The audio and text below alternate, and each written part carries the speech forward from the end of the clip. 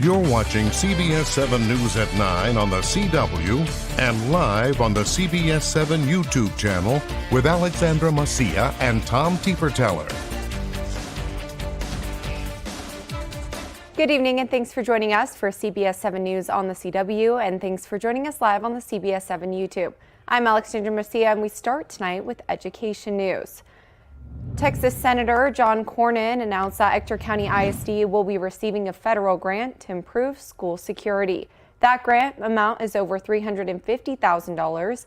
Those funds would be directed at several projects. The district says funds would go to a plan for police vehicle radios and security camera monitors, among other items. ECISD said they will have more information about this next week. Senator Cornyn says that a significant part of the funding came from the bipartisan Safer Communities Act that was meant to address issues concerning recent mass shootings. In a statement, the senator says, quote, "No parent should fear for the safety of their student when they drop them off at school, and no student or teacher should be afraid when they walk into the classroom," end quote. You can find his full statement on CBS7.com. An Ector County Library is helping West Texans get their high school diploma and improve their future. They're awarding $1,100 in scholarships to Gale Excel Adult High School, a virtual self-paced program for adults over 21. Yesterday, the library announced the first sponsored graduate. Jay Ibarra is one of 14 students who received scholarships, but she finished the program in just 2 months.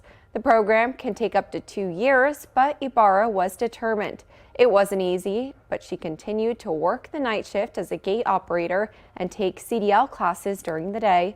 She earned her high school diploma last week and her CDL license yesterday. Yeah, it was hard. I had days where I didn't sleep at all. I just couldn't give up. I had to finish. I had to get it done. Or I would let myself down and I would let other people around me down.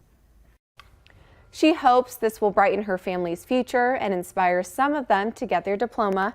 The first scholarships were given last year, and the library hopes to give out more. However, they'll need more funding. Well, we are seeing pretty quiet weather conditions out there. That's thanks to high pressure that's in control of the weather, and it caused a big warm up today as we saw some southwest winds push temperatures into the low to mid 80s across parts of the Trans-Pecos into the western Permian Basin and southeast of Mexico, even up towards Seminole and Alpine at 80 degrees. Mid 70s across the Permian Basin, but we'll see them warm up a couple of more degrees here over the next day or so. There's going to be a weak front, hold things into the upper 70s over the next couple of days. But look at next week. Temperatures running close to 10 degrees plus above where they should be this time of the year. In fact, on Tuesday, we could be flirting with record high possibilities across the area before we see that big change back in our forecast. There's going to be a strong cold front roll in Wednesday into Thursday, and that's going to bring some fall chill back to our forecast, but also the possibility of a few showers too. We'll talk more about that here in a couple of minutes. Thanks, Tom. The Energy City Bike Store in Midland had a soft grand opening today. Energy City Bikes wants to be the main hub for the cycling community who needs new bike equipment. It's been a long time since Midland had a bike shop, and they want to help the community to be in shape. We want to help enhance the community, for everybody's enjoyment and their health, and we thought Midland needed a community bike shop, and so that's what we're hoping to put together. Bike riding has been apparently popular in Midland. Energy City Bikes is planning to have a cycling competition and prize giveaways in the future. And calling all Marines, the 248th birthday of the U.S. Marine Corps is 1 week away, but there will be a celebration tomorrow at the Cave on 7th Street. The U.S. Marine Corps was formed in 1775, and the birthday has been observed since 1921. Marines have been celebrating the anniversary at the Cave for the last 15 years. The Marine Corps was formed on November 10th, but at the Cave, they celebrate on the Saturday before the 10th so that more people and families can attend the celebration. We want the wives, girlfriends, boyfriends, whoever, to come and be with the Marines and see what we celebrate, see what we think about the Marine Corps and what it has meant and is meaning to us still after all these years that we've been out. They will be serving a barbecue lunch starting at 11 and will have a formal cake cutting presented by local Marine recruiters at 1. The event is free and will be held at the Cave on 7th Street in Odessa. It is meant to be a gathering of Marines and their families so they can bond and celebrate a shared experience. Lynn Reese has many old Marine keepsakes on display that are breathtaking. Much of it is geared that he received at boot camp in the 1950s. And now that Halloween has come and gone, it seems like overnight the holiday season has kicked off. And that's exactly what happened today at the Ector County Coliseum for the annual Merry Marketplace. The event is organized by Junior League of Odessa and is in its 40th year. Also today, the event featured the Ladies Luncheon and Style Show, which consisted of shopping and champagne. CBS7's Mary Kate Hamilton was the MC for the event. Organizers say they are happy to see the community come out and support their efforts. It was really great to see so many members of our community show up for the luncheon, support our organization, support our event. It was really wonderful. The Merry Marketplace continues through this entire weekend. Their final special event will be Breakfast with Santa, where kids from all across the Permian Basin will be able to enjoy breakfast with their family and friends, get hands-on with a variety of activities and crafts, and have their photos taken with Santa and Mrs. Claus. And with Thanksgiving only a few weeks away, HEB wants to get everyone into the holiday spirit. That's why today they were holding their 21st annual Feast of Sharing in Midland. It was an evening full of family and fun and, of course, food.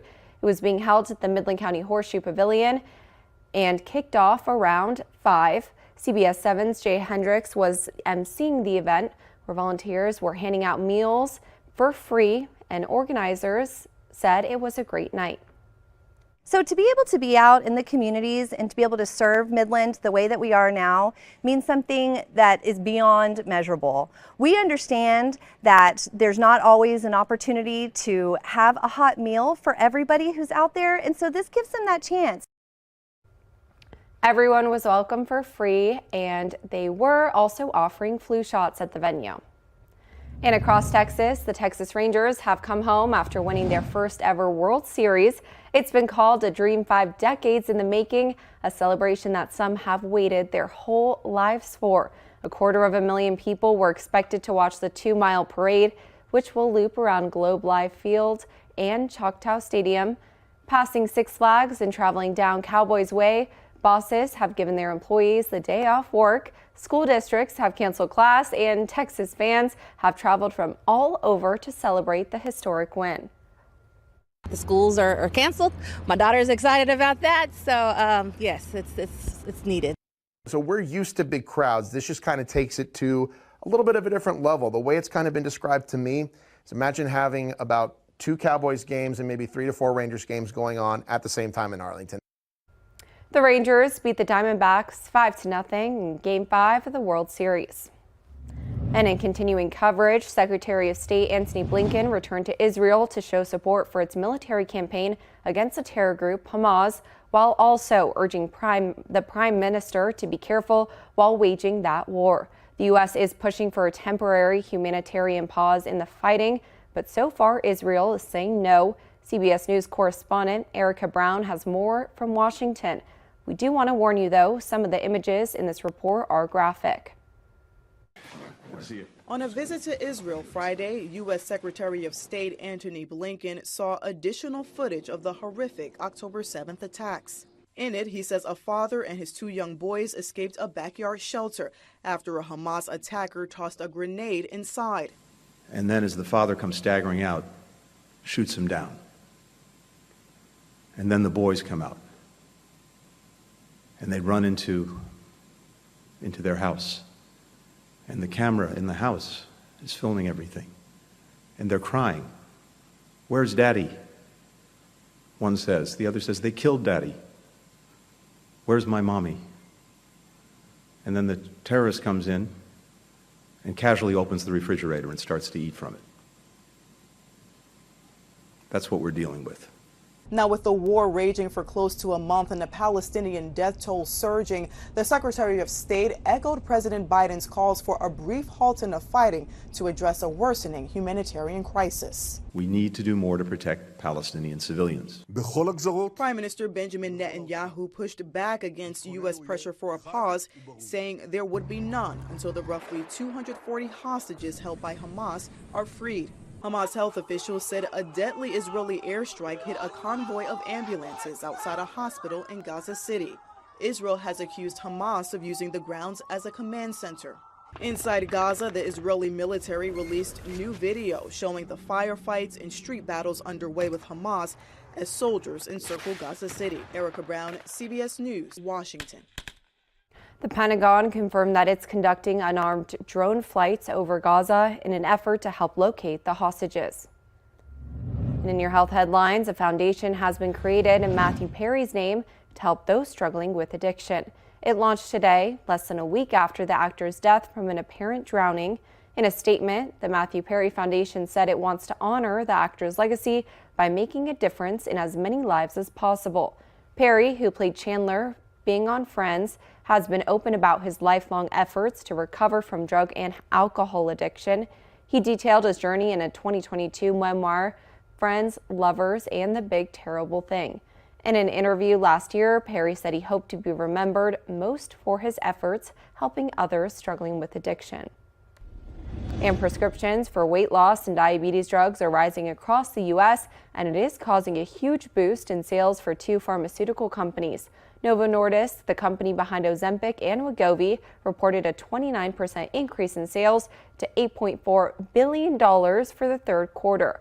Wegovy is used as an obesity treatment. While the injected medicines have been proven effective for weight loss, one study suggests that people taking the drug may be at higher risk for serious digestive problems. And now for a look at today's top headlines shown here in real time with real viewers on CBS7.com. See all of these stories and more by downloading our app or visiting our website at CBS7.com. And still ahead, the job market is showing new signs of slowing. We'll have all the details up next. And it's that time of year again, time for Tom's Coats. As the temperatures drop, many West Texans are struggling to stay warm. That's why Chief Meteorologist Tom Tieferteller is hosting a coat drive. CBS7 is looking for gently used or new jackets or sweaters for the drive. You can donate jackets and coats at the locations listed on your screen.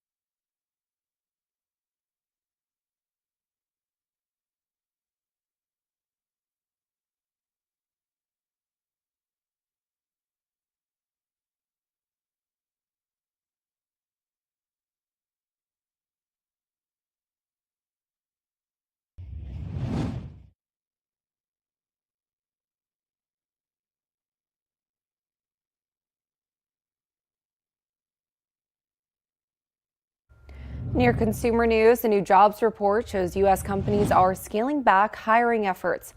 But Naomi Ruckham tells us that some actually see the slowdown as good news. Stores are ramping up hiring for the busy holiday season. Jonathan Merchant came to this job fair at a New York mall. The college student is looking for extra work to help with tuition. And I'm really struggling with paying it. That's why I'm here finding a second job. While retailers are stepping up hiring, other industries are slowing down. The Labor Department says overall the economy added 150,000 jobs in October, and the previous 2 months were revised down significantly. The unemployment rate ticked up from 3.8 to 3.9%. The auto workers' strike created part of the drag.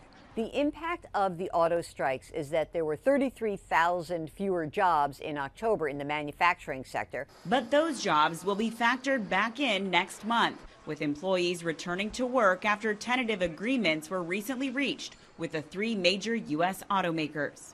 The overall softening of the job market is actually being viewed as a positive sign. Efforts to lower inflation are working. The Federal Reserve has been boosting interest rates in an attempt to slowly weaken the economy.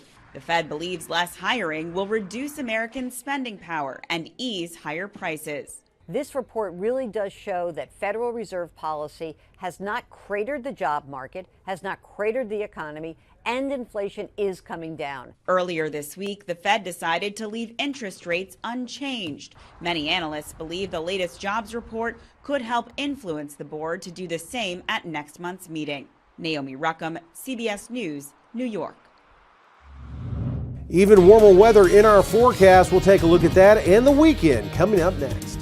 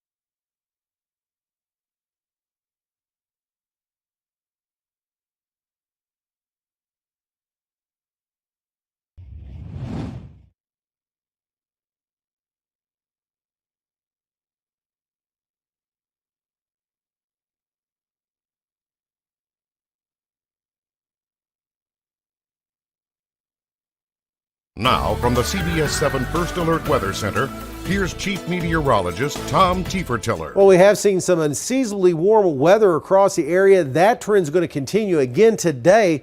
Some areas along the Pecos and west saw temperatures into the lower to mid 80s out there, right at 80 degrees in Alpine and up towards the Seminole area, holding in the mid 70s across the Permian Basin. And I think that'll be the trend into the weekend as we will see a weak front move into the area. A little disturbance to our north is going to swing that front through. But for the most part, though, high pressure really in control of our weather here across the southwest U.S.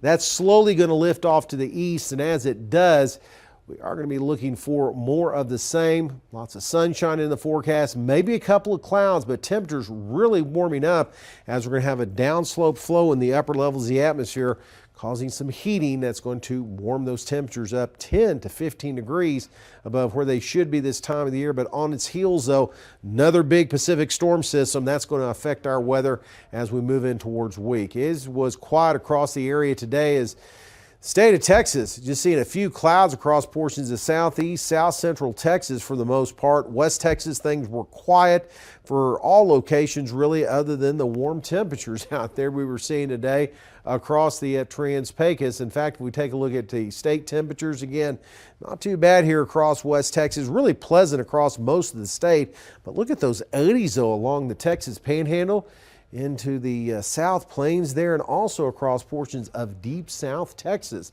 So for tonight, we are going to be looking for lighter south winds in the forecast, a little on the chilly side, but definitely not quite as cold as it has been, as we'll see those temperatures drop down into the mid to lower 40s overnight tonight, then holding into the upper 70s to the low 80s west of the Pecos, all the way up to 81 in Monahans, 80 in Fort Stockton. Warm spot will be Presidio at 84 degrees. Again, this weak front will hold temperatures into the mid 70s on Sunday. Don't forget about that time change. Fall back 1 hour early Sunday morning and get back on standard time. But it's going to feel more like spring and spring forward next week with those temperatures. Again, close to record highs in our forecast coming up on Tuesday before we see a big change in our forecast with that next cold front arriving late on Wednesday, and that'll be dropping temperatures. And also there's going to be a little Gulf moisture, so a few showers possible into the Veterans Day weekend. Still ahead, the 100-day countdown to Super Bowl 58 has officially begun.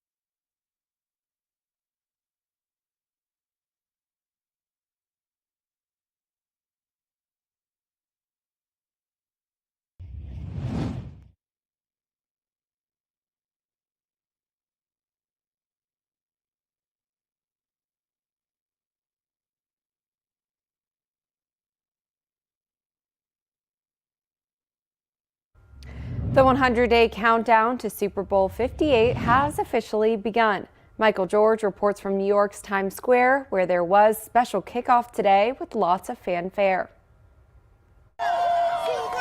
Paramount Mountaineers, carrying all 32 NFL teams' flags, converged on Times Square Friday morning to mark the 100-day countdown to the Super Bowl. CBS's Nate Burleson was the master of ceremonies. Really is something special, right? I mean, there's not too many events in the world where, whether you're a sports fan or not, everybody's going to sit down. It's the pageantry. It's also the players, the storylines behind the players, the commercials. So it's a little something for everybody. Paramount and CBS Sports are promising a mountain of fun as they prepare for the most watched television event in the country. Let's talk about the energy here. We're 100 days out, but people are already pretty hyped. It really is. I mean, 100 days to Super Bowl 58 in Vegas. CBS, we can't wait. And really, the story starts to unfold right now. Fans we spoke to know what they want to see. A competitive game. A competitive game going down to the wire. I'm saying I want to see long throws from the QBs, and I want to see touchdowns, baby, touchdowns. The big game is on February 11th on CBS, and for the first time ever on a kid-friendly broadcast on Nickelodeon. Michael George, CBS News, New York. This will be the first time ever that Las Vegas is hosting the Super Bowl, and there's already lots of buzz about the halftime show featuring Usher.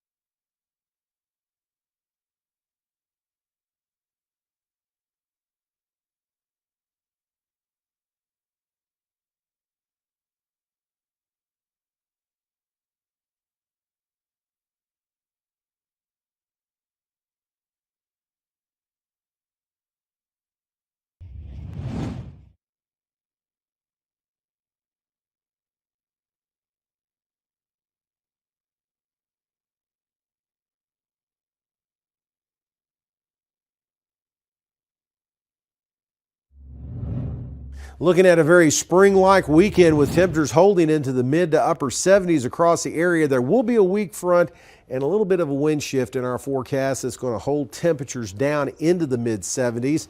Again, don't forget about that time change coming up early Sunday morning as we fall back 1 hour and get back on standard time.